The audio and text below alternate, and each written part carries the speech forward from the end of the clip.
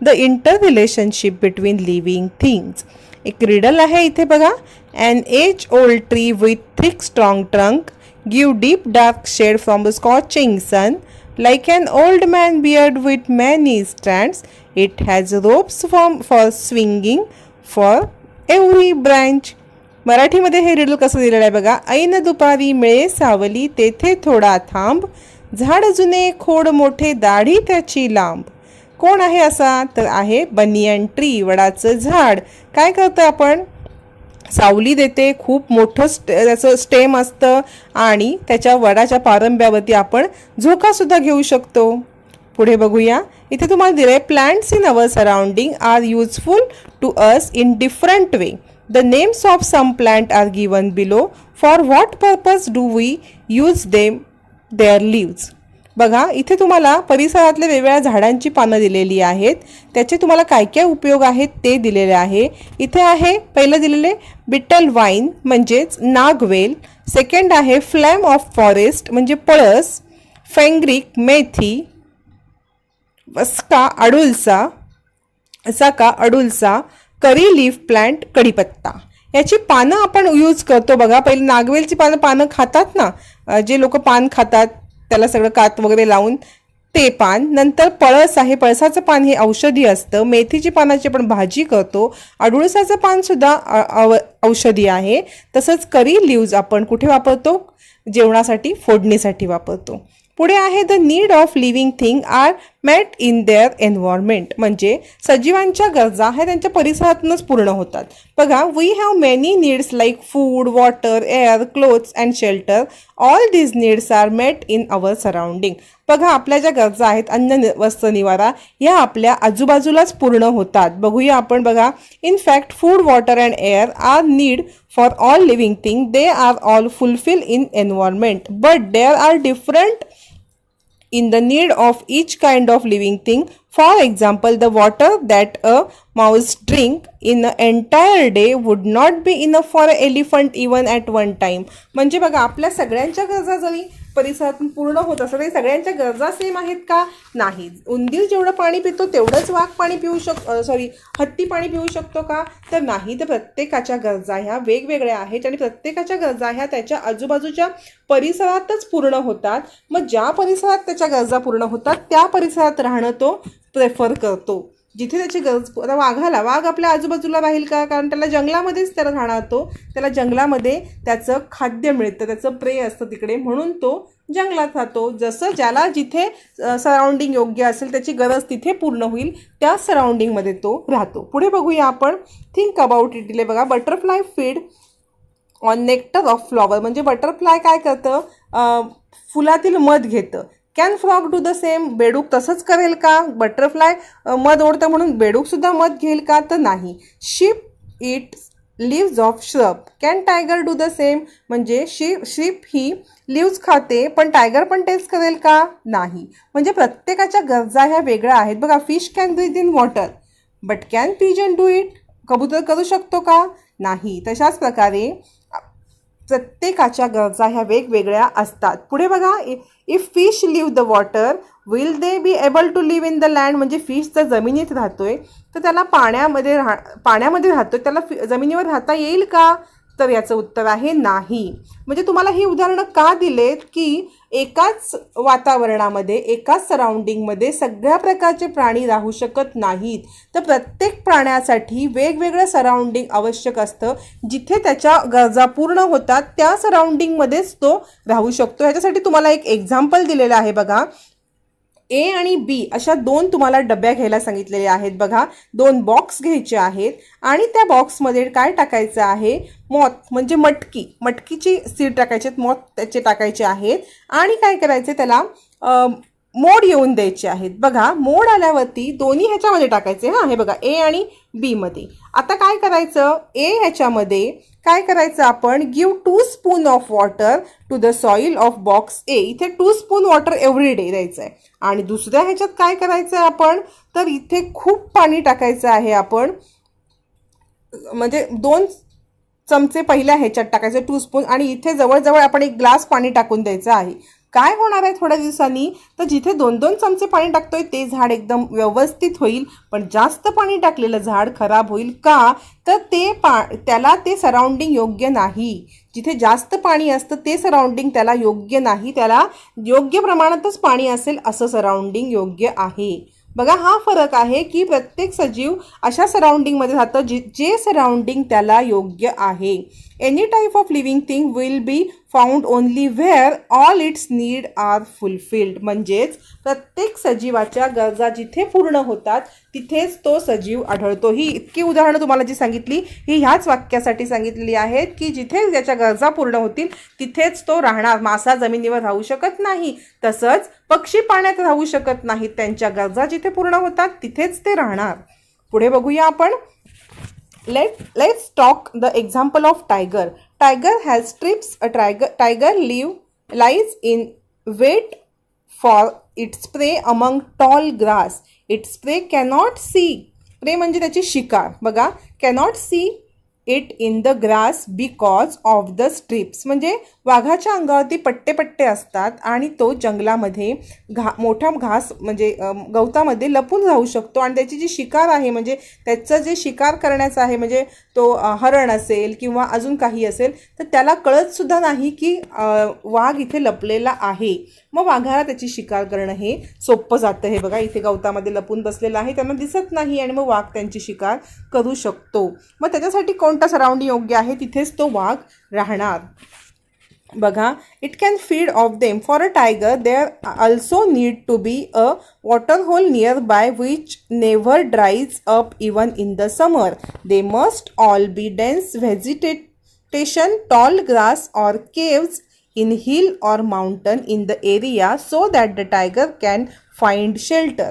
म्हणजे बघा, नुसतंच गवत आहे असं पण नाही, तर त्याला काय कसं वातावरण हवे बघा. तिथे घनदाट झाडी हवे, उंच गवत हवे आणि आजूबाजूला पाण्याचा साठा असा हवे की त्याला तो उन्हाळ्यात सुद्धा आटणार नाही. याचं 2 अर्थांनी तो पाण्याचा साठा हवे, त्याला पिण्यासाठी पण आणि त्याला जे शिकार तो करणार आहे त्याच्या पिण्यासाठी पण पाणी असेल तरच तिथे ते शिकार राहील.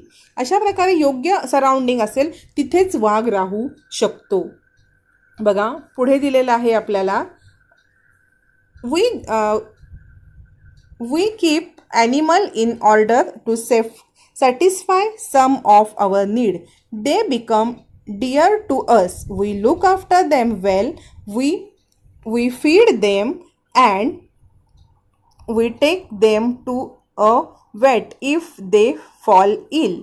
These animal to return our affection. म्हणजे आपण आपल्याला काही गरजा पूर्ण होतात म्हणून आपण एक पाळीव प्राणी पाळतो, त्यांची आपण काळजी घेतो, खाऊ पिऊ घालतो, आजारी पडले त्यांची डॉक्टरांकडे सुद्धा आपण त्यांना नेतो. म्हणजेच बघा, आपण गाय पाळतो दुधासाठी, कुत्रा पाळतो आपलं ह्याचं रक्षण करण्यासाठी, उंदरांना पकडण्यासाठी मांजर पाळतो आणि आपण त्यांच्याशी खूप क्लोज पण होतो. ते आजारी पडले त्यांना डॉक्टरांकडे पण नेतो. पुढे बघा, we get milk, meat, egg and several of things from animal. Some animal are useful for carrying burdens or drawing carts. Domestic animal are also used to help with the heavy farm work in field. Dog guard our house. Sheep gives us wool. म्हणजे आपण असे पण काही प्राणी पाळतो ज्यांच्यापासून आपल्याला दूध, मासे, अंडी, अन्नपदार्थ मिळू शकतात. तसेच असे पण प्राणी पाळतो की जे आपले ओझी वाहू नेऊ शकतात किंवा गाड्या ओढण्यासाठी उपयोग होतो.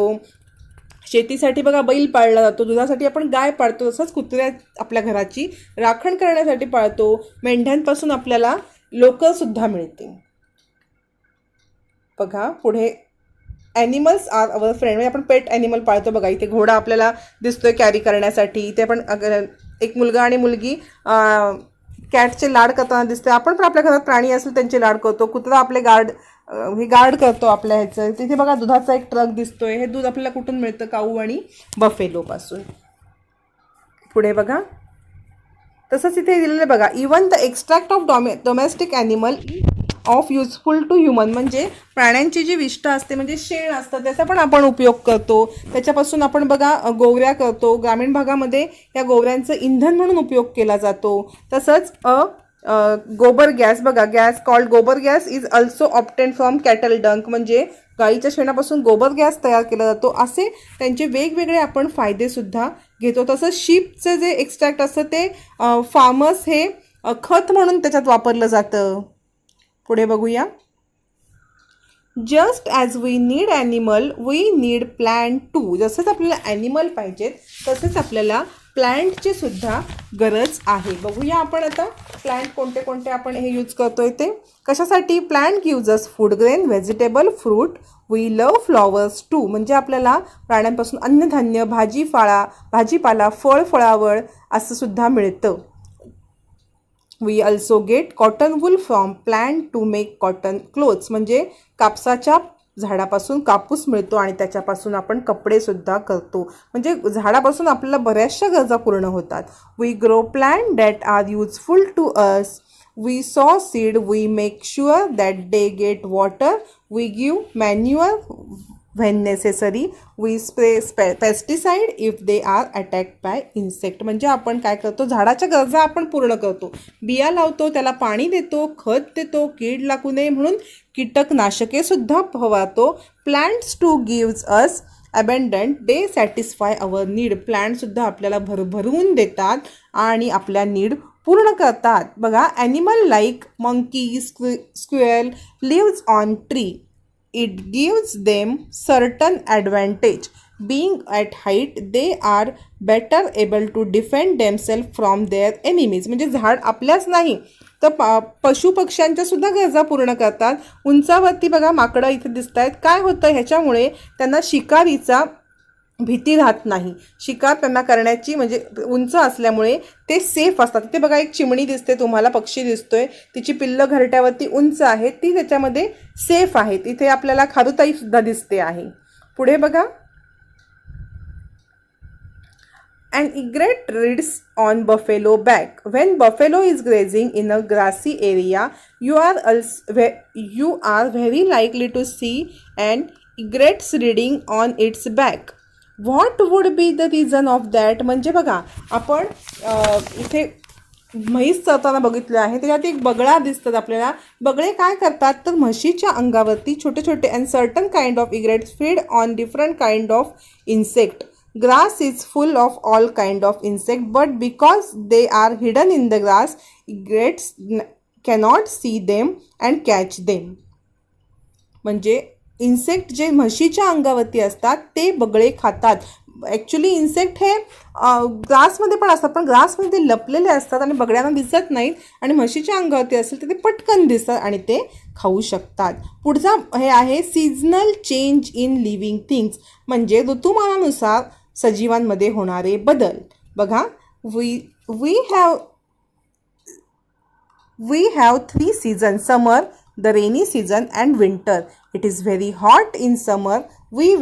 समरमध्ये आपण काय करतो? कॉटन क्लोथ्स घालतो कारण आपल्याला गरम होतं. व्हाईट कॉटन क्लोथ्स घालतो. Drink plenty of water. खूप पाणी पितो. तसंच रेनी सीझनमध्ये काय करतो? We use umbrella or different kinds of raincoat. आपण छत्री वापरतो आणि रेनकोट वापरतो to avoid getting wet in the rain. Third आहे in winter we wear woollen and other warm clothes to protect our self from cold. विंटरमध्ये आपण काय करतो तर वुलन क्लोथ्स घालतो, स्वेटर घालतो आपल्याला थंडीपासून वाचण्यासाठी. बघा, आपण हे बघितले आपल्यामध्ये होणारे बदल ऋतुमानानुसार सीझनल जे आपल्यात होतात ते बदल. पुढे बघूया आपण दुसऱ्या लिव्हिंग थिंग्समध्ये काय बदल होतात. Just as 3 season affect us, they affect all other living thing too. इतर लिव्हिंग थिंगला सुद्धा एफेक्ट करतात. We see that changes taking place in living world every year after year. Winter in Maharashtra is also called. बघा, winter in season पानगळ. पानगळ म्हणजे पानं गळण्याचा सीझन, पानगळ. That is the falling of leaves. ह्याला विंटरला पानगळ सुद्धा म्हणतात. There is because many trees shade there leaves in winter. पानगळ म्हणतात विंटरला कारण त्या सीझनमध्ये बरेचसे झाडं आपली पानं पडतात पानं. द कोट ऑफ मेनी फरी animals become thicker in winter. म्हणजे विंटरमध्ये ज्यांचे अस्वल किंवा याक असे जे फरी ॲनिमल आहेत त्यांच्या अंगावरती खूप केस आहेत ते थिक होतात विंटरमध्ये. का? तर to keep them warm in the cold season. थंडीपासून बचाव करण्यासाठी त्यांच्या जो शरीरावरती केसांचा कोट असतो तो अजून दाट होतो. म्हणजे अस्वल, याक, जे बर्फाळ प्रदेशामध्ये प्राणी राहतात ते. Such growth of hair is especially noticeable in animal like sheep and some types of goat and rabbit. Rabbit, ship आणि गोट्समध्ये सुद्धा हा बदल दिसून येतो. The end of winter it is also the time for the mango tree to start blossoming. Them blossom are called मोहर. Blossom are called मोहर in Marathi. म्हणजे winter जेव्हा संपत येतो, थंडी जेव्हा संपत येते, तसं आंब्याला मोहर येतो थंडी संपता संपता. आणि उन्हाळ्यात त्याला काय येतं? मस्तपैकी आंबे येतात. At the close of the month of February it becomes warmer and March it becomes feel the heat it times for summer. म्हणजे फेब्रुवारी मार्चमध्ये हीट असते, तो टाईम असतो समर, उन्हाळ्याचा. In this season many tree get new leaves. ह्या सीझनमध्ये जे विंटरमध्ये पानं पडलेली असतात ती ह्या सीझनमध्ये पानं यायला सुरुवात होतात. Forest appear to be taken on a copper colour because their leaves are reddish and shiny while they are tender. म्हणजे बघा, फेब्रुवारी महिना संपला की थंडीचा कडाका कमी होतो. मार्च महिना सुरू झाला की उन्हाळा चालू होतो. हिवाळा संपून उन्हाळा झाला की प्रत्येक झाडाला पालवी फुटते आणि रानावनात सगळीकडे तांबूस रंगाची नाजूक कोवळी पानं दिसायला लागतात.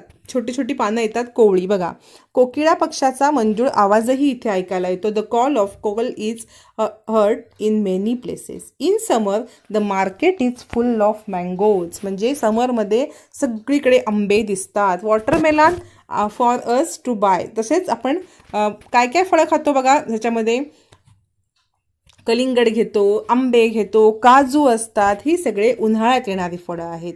हेच तुम्हाला बघा थंडीमध्ये आंबा खायला मिळतो का? तर नाही. प्रत्येक फळाचा असा एक सीझन असतो, त्या सीझनमध्येच ती फळं येतात. This is the season for these fruit. Although mango tree go all over Maharashtra, the Konkan region is particularly famous for its mango. म्हणजे जरी सगळीकडे आंबा येत असला तरी कोकणात जो आंबा येतो, हापूस आंबा अल्फान्सो, तो सगळ्यात फेमस आंबा असतो. It is also the season for cashew nut. कॅश्यूनटसाठी सुद्धा हा सीझन चांगला आहे.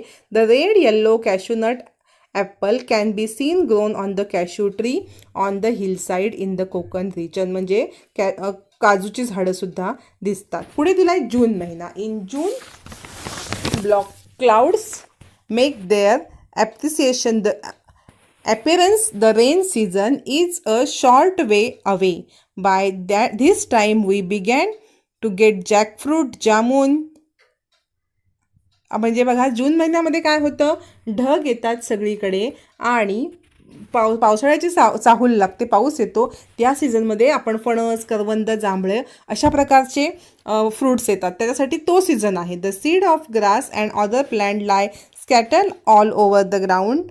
They sprout and start growing as soon as begin to rain. म्हणजे बघा, ज्या बिया खाली पडलेल्या असतात त्यातनं नवीन नवीन झाडं येतात, तयार होतात आणि सगळीकडे ह्या महिन्यामध्ये हिरवळ दिसते.